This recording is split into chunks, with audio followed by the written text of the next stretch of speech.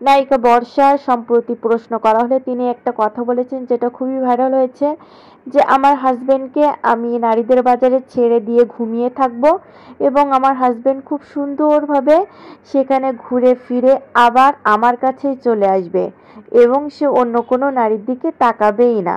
তো এই যে একটা বিশ্বাস এবং কত বড় ভরসা থাকলে স্বামীকে নিয়ে এত বড় একটা কথা বলতে পারেন। তো এমন ভাগ্য যে স্ত্রীর, তাকে বলা যায় পৃথিবীর সবথেকে সৌভাগ্যবান বা ভাগ্যবতী নারী। কারণ এই টাইপের কথাগুলো তারাই বলতে পারে যাদের স্বামী তাদের বিশ্বাসের মর্যাদা রেখেছে। আপনি মিলিয়ে দেখেন তো যে আপনার হাজবেন্ড এমন কিনা। আসসালামু আলাইকুম viewers, welcome back to my channel Julfa's moms cooks and ব্লগসে।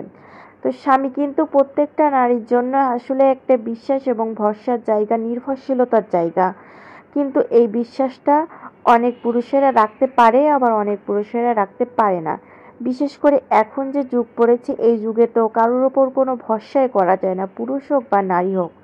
তো এই যুগে বা এমন যুগে এসে উনি যে কথাটা বলেছে, যতটা উনি প্রাউডলি এবং যতটা সাহসিকতার সাথে কনফিডেন্সের সাথে বলছেন, তো আমার মনে হয় যে এখন 100%-এর মধ্যে যদি হচ্ছে 60% মানুষেরও হয়তো, মেয়েদেরও হয়তো এমন বুক ফুলে এমন টাইপের কথা বলতে পারবে না স্বামীকে নিয়ে।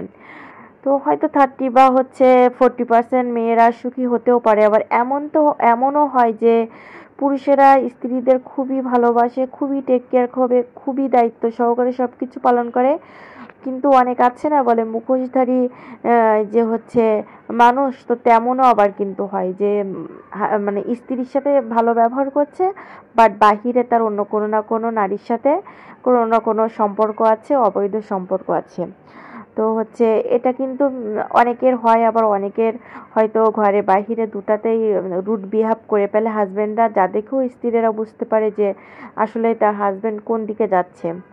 আবার যে হাজবেন্ড আপনাকে ভালোবাসবে বা আপনাকে টেক কেয়ার করবে বা আপনার এই ভরসার জায়গাটা রাখবে, তাও কিন্তু আপনি বুঝতে পারবেন।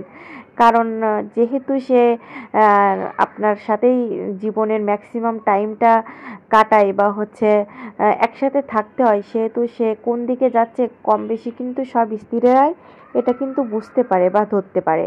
তো স্বামী যদি এমন ভালো হয়, সত্য কথা বলতে তার মতন সৌভাগ্যবতী আর নাই। কারণ আমরা এমন একটা সময়ে এসে দাঁড়িয়েছি যেখানে কেউ কাউকে বিশ্বাস করার মতো বিন্দুমাত্র জায়গাটুকুও নাই।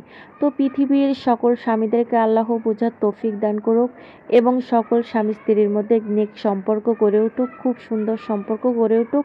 তো সব স্বামী স্ত্রীর জন্য শুভকামনা রইল।